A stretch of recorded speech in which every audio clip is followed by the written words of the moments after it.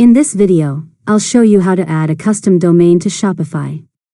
First, sign into your Shopify admin dashboard. Once you're inside, click Settings in the bottom left corner and then select Domains. Next, click Connect Existing Domain if you already own a domain from a provider like GoDaddy, Namecheap, or another domain registrar. If you don't have a domain yet, you can also purchase one directly through Shopify. After that, enter your domain name and click Next.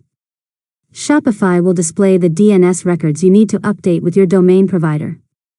Now, open your domain provider's dashboard and locate the DNS settings.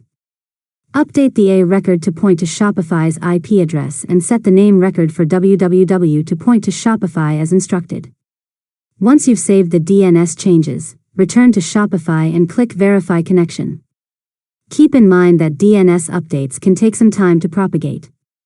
Next, wait for Shopify to confirm that the domain has been connected successfully.